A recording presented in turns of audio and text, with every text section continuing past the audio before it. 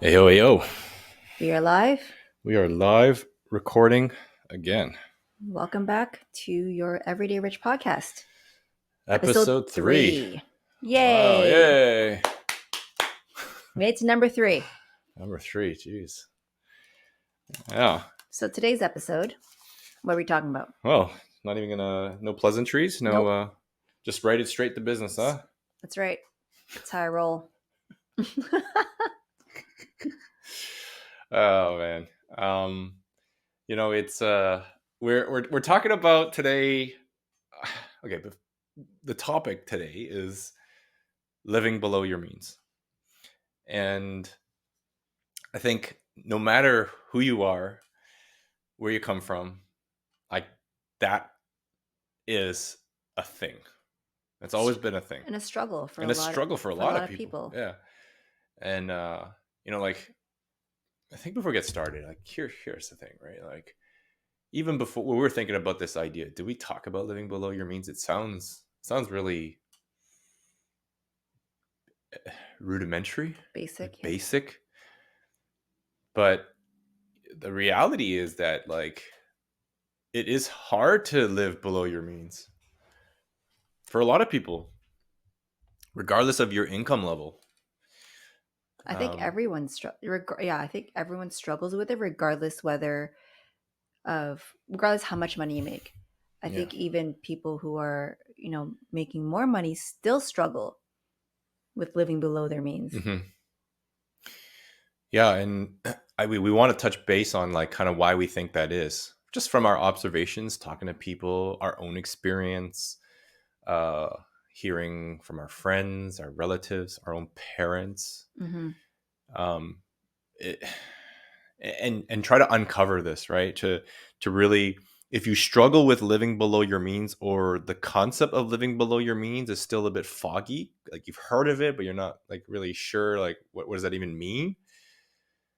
Today we want to unpack that, like we want to unravel that so that you could take away basically like if you are struggling with this, or you want to, as part of taking control of your journey, this is going to be something that you want to tune in on, right?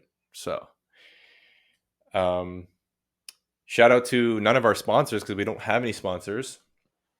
But hey, if you want to sponsor If you want to us, sponsor us, hey. reach out. um So living below your means. yeah. Why do you think people struggle with that? Why? All right. Well, I think people struggle living below your means.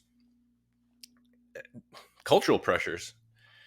There are so many pressures from society and media. Holy shit, like celebrities. Like, who did we look up to when we were younger before social media? Like, we looked at advertisements, TV shows, movies, magazines. Like, Bop magazines. Bop. What the hell's Bop? Did you not know like Bop magazines, the celebrity magazines, but it's like teenage, where Well, they like talk about Backstreet Boys and Hanson and Spice Girls and oh, jeez. Bop. Hey, listen, I was a guy, so the only magazines that we looked at did not talk about those kind of things. They had articles, but a lot of pictures. So, yeah, um, yeah, like celebrity lifestyle. you look at celebrities because that's like the definition of success, right? You didn't look at business people. Like, did you look at Warren Buffett like back in the day? Like, you knew about Warren Buffett, but you're like, I don't want to live like him. I want to live like a celebrity. I want to live like an athlete, right? That's right. Like a rock star. And how did they live? Like, they live like rock stars, They live very lavishly. lavish lives, and that puts so much pressure, and it puts okay, the pressure is built based on your the unconscious bias that's developed, right? And if you go back to the episode number 2, we talked about money scripts, right? And a lot of those Money buys you happiness. yeah, right. And when that's constantly portrayed in media, that look at all those luxury brand cars, well, not the luxury, I'm going to say like mid to up, like higher end brands like a BMW or Mercedes, right? Mm-hmm.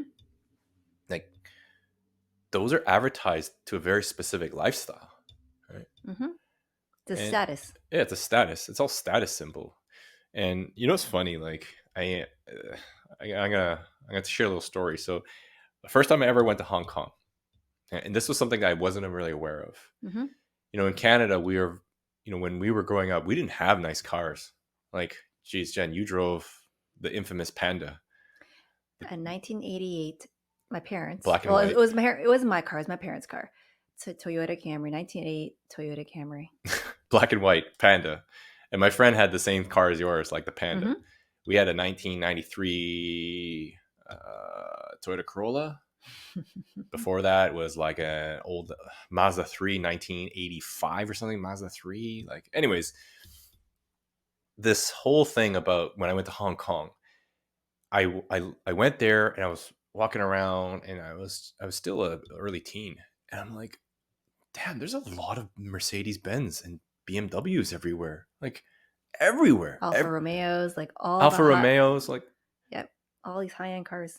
and they're driving them everywhere. I was like, what the hell? And I asked my cousins, I was like, why is everyone driving a Mercedes? It's like, well, that's the culture here, Mm-hmm. right? It's the culture and the expectation that you drive a high end car, because if you don't, you're nobody. And it's kind of sad because that's a society we live in, that you are expected to live a certain lifestyle, or else like you feel like you haven't made it.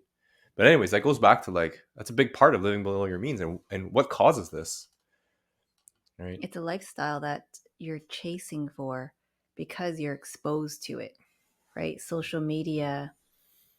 I think the biggest problem right now is social media, Yeah, now it right? is. Now When it it is comes definitely to living in a nice house. Oh my God, the amount of shows on TV now, HGTV, all the shows that have these amazing renovations gives a perception that your house needs to be a certain way. this nice.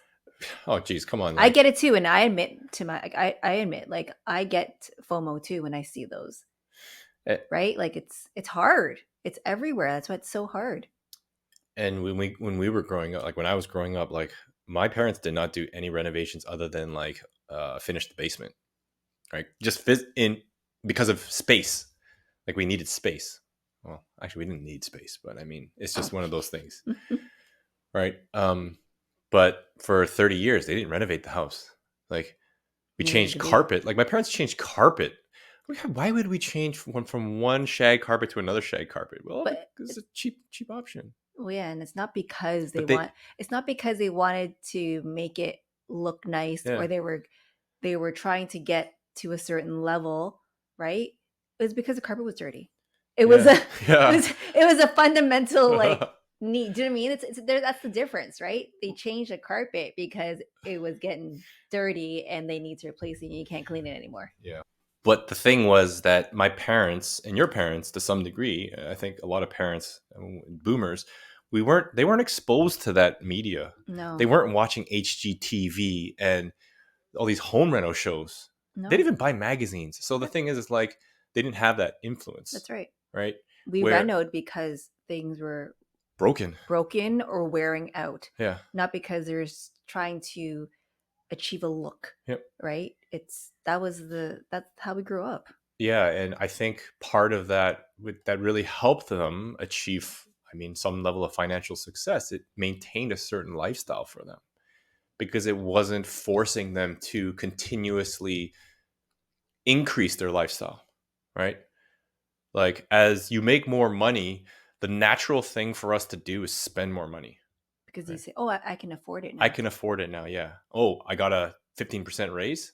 I can go spend 15% more, or whatever that is, right? Or Hmm. X dollar value. But that's called lifestyle creep.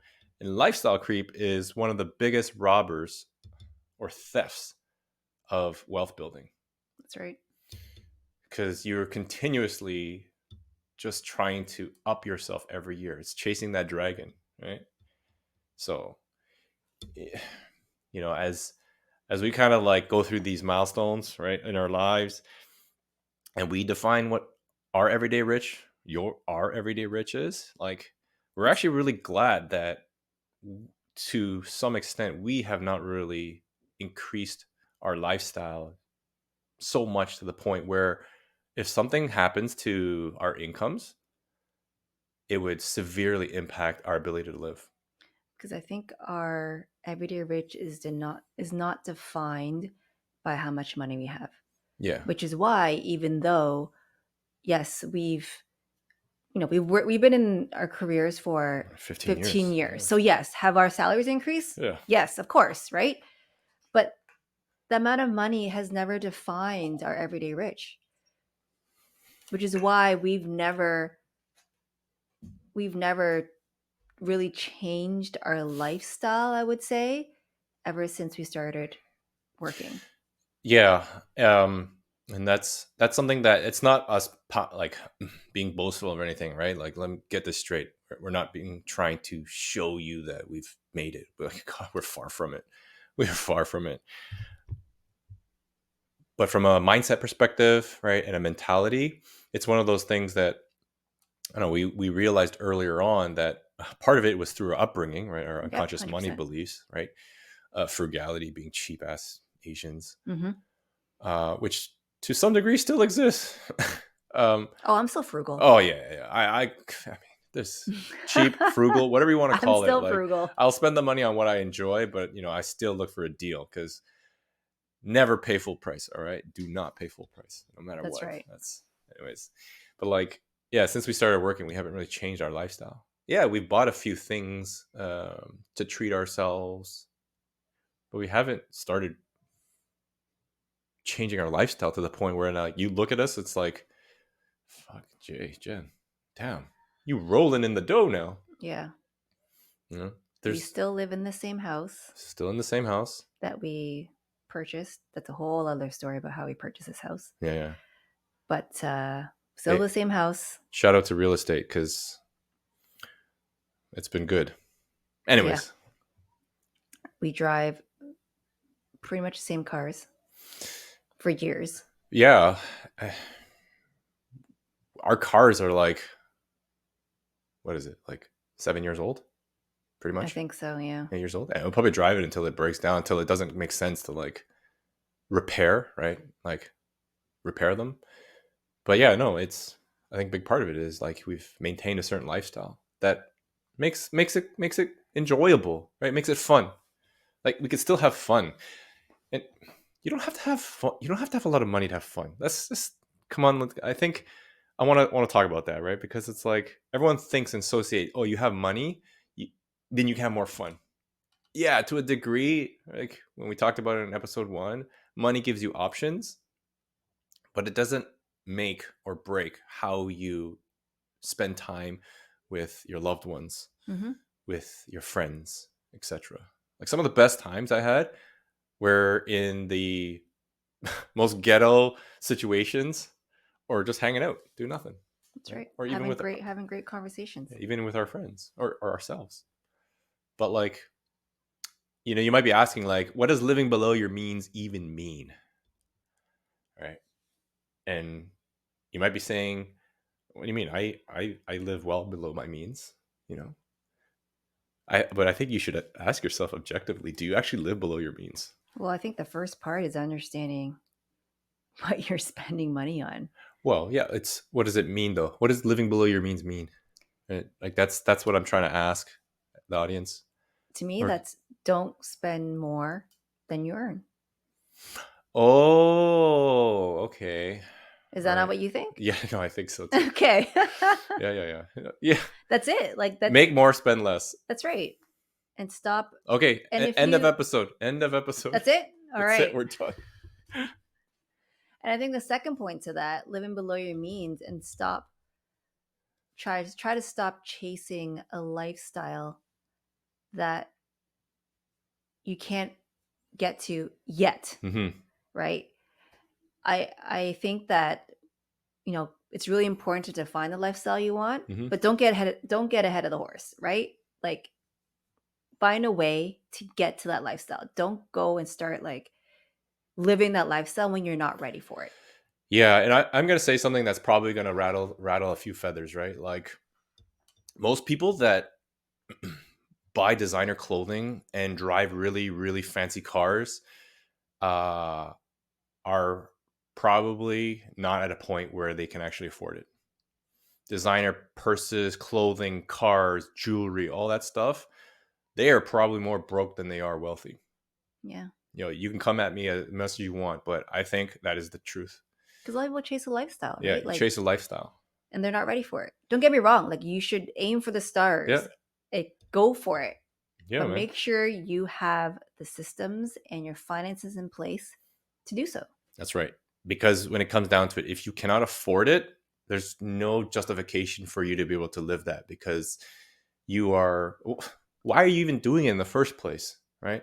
What is that? What is that LV shirt or Gucci purse or whatever, like jewelry? Like, what does that define you? Do you think someone actually looks at you and be like, "Oh, they're successful"? Mm-hmm. Yeah, get out of here. Like, Well, society does. and that's And the I think problem, right? society is, and that's the problem, right? Like, Like, the society defines how successful you are based on a type of lifestyle that you show that you are living, yeah, right? And that's the root of the problem. yeah, And as a person who is looking, scrolling through the social media and looking at these other people, it's like, oh, right? Like, I want to I want to look like that person too, yeah. right? And that's a problem. Whether you're ready for it or not, you go ahead and do it. Hmm. And that's what holds you back, right? And that's when you don't live below your means, right? Yeah, And it and hinders you in your financial success. yeah, absolutely. It's a big piece. If you're spending more than you earn, then obviously you've already put yourself behind the eight ball, right? Mm-hmm. Because you're constantly owing. You constantly can never increase to make that difference between earned income versus expenses. You'll never be able to make that bigger because you're always draining your bank account more than you're actually putting more money in it, Yeah. right? So I mean, like, now that we okay, so like that's kind of what living below your means is and what society does to it. And now that you kind of understand our what we're trying to talk about here is like, all right, So, well, so how how do the you do it? hell do you live below your means? And ask yourself, right? Like, you might be like, oh shit, I don't even know how to do that. I think the first thing you got to do is track what you're spending stuff on, right? It's an easy task, but it can be daunting, and it's scary. I think the first time like we started tracking our expenses, Yeah, um, it's scary because sometimes you don't even want to know how much you spend money on a certain thing. It's like, how many times have you said, "Oh my god, I don't even want to know how much I spent," well, how many or times have you heard at Christmas time, or if you go on a vacation, you're like, man, I don't even want to see the visa bill after this. yeah, I don't want to see the credit card bill and after that might this. be just a saying, Yeah, but there is truth behind that absolutely, saying. there's truth behind that. I say that sometimes too, and there's truth to when I say it because I am legitimately fearful. Like, Yep. how much money did I spend on groceries last week? Oh my gosh.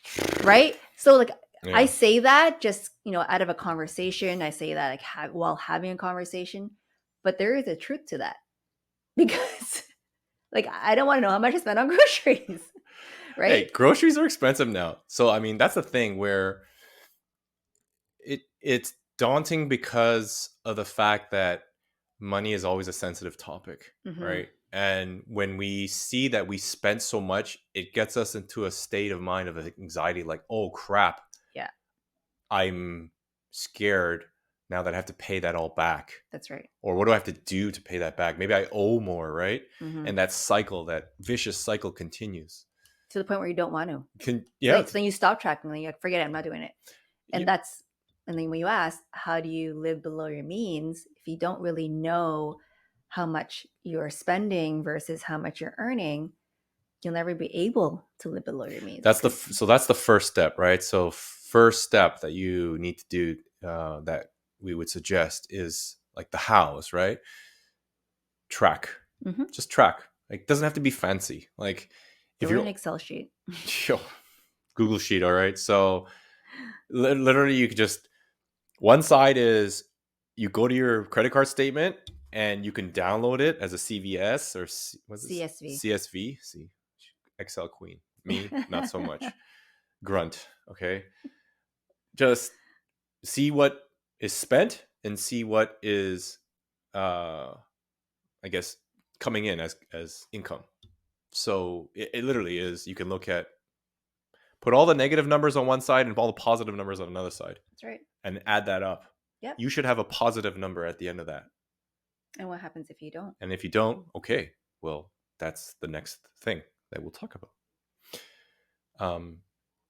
So, and there's tools too, right? So let's be real. Like, there are a lot of cool tools and apps that you can use. Mhm. So this is not paid or anything like that, but I was a big proponent of mint.com, right? We still use Yeah, we still Mint.com. use it. I mean, that's the first tool we used because it was free. God, I'm not paying for that. And I hated Excel, so I wasn't going to track that manually.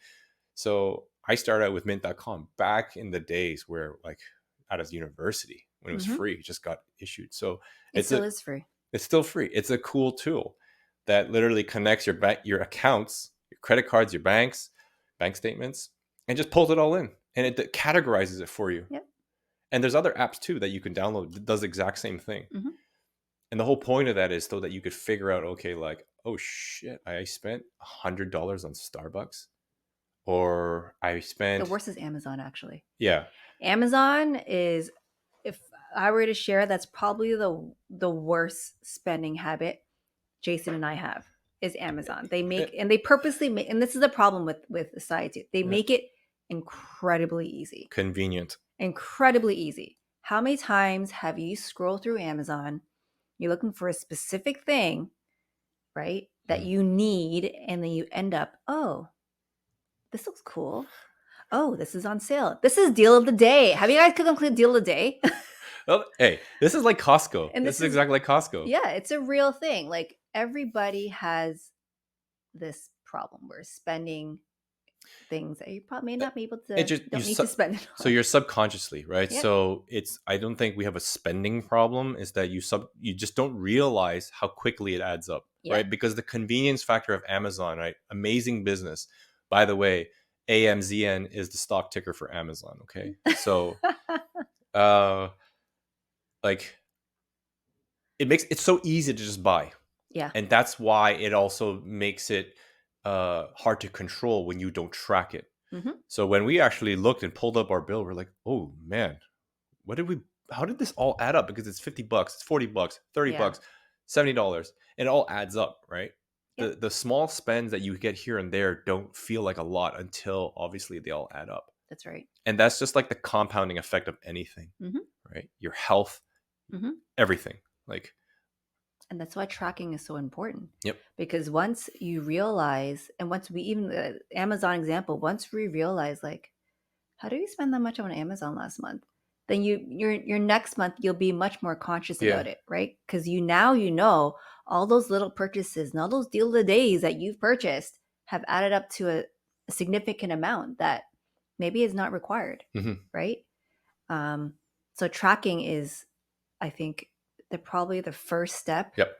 Absolute first step. you have to do, regardless of how scary that might be, that you have to do to be able to live below your means. And let me preface that with, no matter what your income level is, whether you're making minimum wage, you're scrapping by, or you are a high income earner, 1%, You still need to do you it. still need to do it. And it's so much it's so much more easier to say, I don't need to track it, when you're actually at a higher income level. Isn't the thing is, it's not how much you earn, It's how much you keep. it's how much you keep. Yeah. Exactly. Yeah. And probably a lot of high income earners are probably not doing as well as you think compared to a lower income earner, because they probably spend more money. Yeah. Yeah. Right. You'll hear a lot of stories about like 6-figure earners living month to month. Why is that? Well, because They're they're the not ones that living below their not means. living below their means. They're the That's ones that it. are buying the brand new car and financing that on ridiculous terms when they didn't have to do that, or they're dining out at really nice restaurants all the time. They're Anyways, they're spending too much money, right? Because they believe, I have all this money coming in, I can spend it. Hmm. right? So So after you budget, or not you budget, sorry, track. after Now, you track, now we've tracked. then what do we do next? Well, I think it would be. I think what you could do is also rank the importance Mm-hmm. of your tracked items now. So objectively look at like, okay, this is what I spent. Let's rank them, right? So 1 to 5, 1 to 10, whatever scale you want to create, but it shouldn't be a feeling. It needs to be quantitative, Mm-hmm. right? um, that you put a number to it or some value. Like, does it bring you happiness or does it add value to your life? Mm-hmm. Perfect example is Disney Plus. Okay. Shout out to Disney. Great company. DIS is also the stock ticker. Um, but Disney Plus, like you have all these streaming services, they all add up, and I'm do we need Disney Plus? Like, you watch No, it, we don't need you it. don't need it. So It's definitely nice to have because my kids love Encanto. oh yeah, yeah. That's why I think Disney's such a great company. But Yep. anyways, that's another story. But okay, eating out.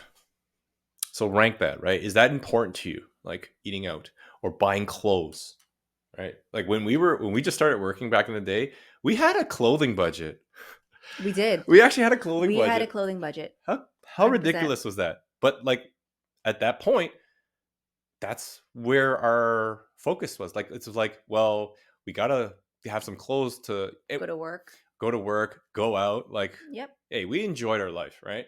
And I don't care to all the people that say, like it's like grind nonstop in your 20s, right? Which I think in retrospect, there's obviously a lot of value to do that.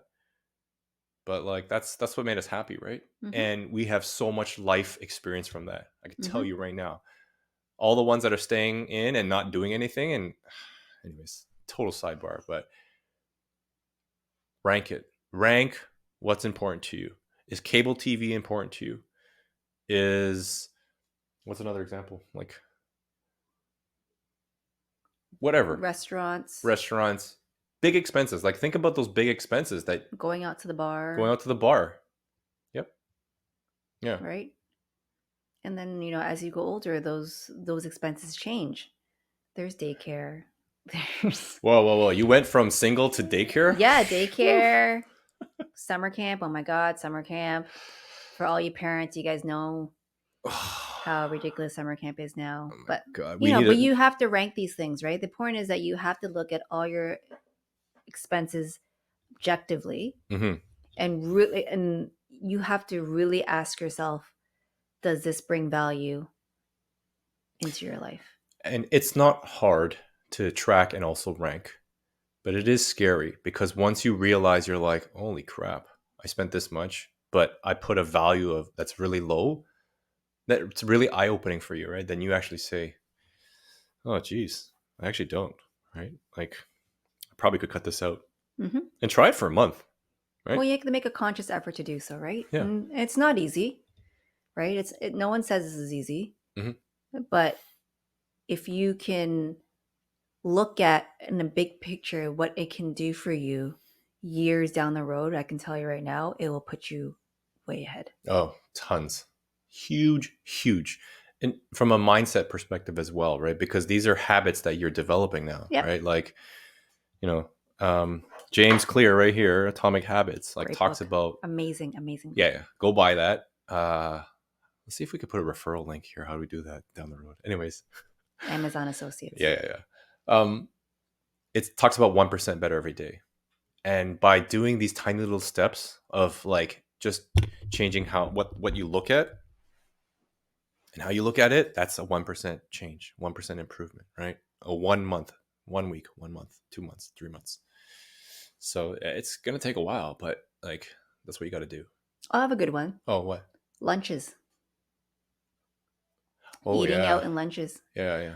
That was a big, I can share, this was a big issue for us too, because in the beginning, we used to go out for Ugh, lunch at work a lot. a lot. Yeah, because you're Partly because I admitted we were lazy. Like we didn't want to make lunch. Like I can fully admit that. your coworkers go out for lunch all the time. Yeah. And you see your coworkers go out for lunch and it's it's, again, it's not about, in the day, we're not trying to like penny pinch Yeah, at yeah, this moment, but it's like a mindset yeah. thing, right?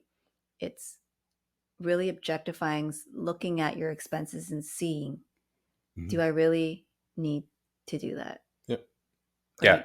And And if that kind of rolls over into other things too. Just one simple thing, which is work lunches. mhm. Yeah, it added up sometimes to like hundreds of dollars a month. And like, is that life changing? It can't. For some people, it can be. Like, that's Yeah. if you're only making so much money and you can save a couple $100, that's big difference, right? Hmm. But same thing, it's like it's compounding, because if this is just one habit, one spending habit that you have, that could cascade into so many different categories, That's right. right? It rolls over. That Yeah, mindset rolls exactly. over into the next, into the next, into next. And Yeah. that's like we're trying to, that's the message that we're trying to relay here. It's not about penny pinching every single item you have on the list, right? Yeah. It's a mindset shift. If you want to go buy your Starbucks, go buy your fucking Starbucks, Yep. okay? You're not going to be able to get wealthy by saving Starbucks, all right? Like, that's straight up with you right now. Like, you want avocado toast? Go eat your avocado toast, all right?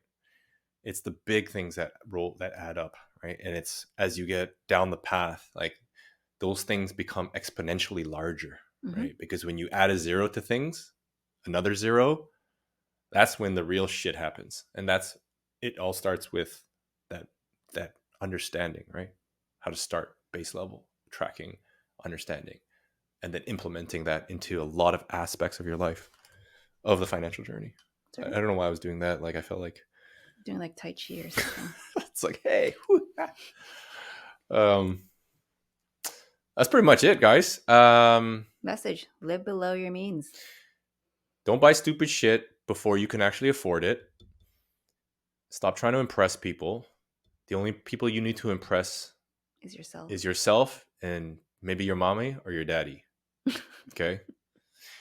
But other than that, avoid those if you can. It's hard. I can tell you right now, it's very hard, but avoid it, because this is like step one of being able to like live your everyday rich and really grow that wealth of yours. Right. And we'll talk about another episode about like why we think, this is just one aspect of it. Saving and cutting costs are one aspect. The more important aspect of this, once you live below your means, then you can compound infinitely how much money you make, right? And we'll go deep dive in that in another episode. But you got to start with basics, right?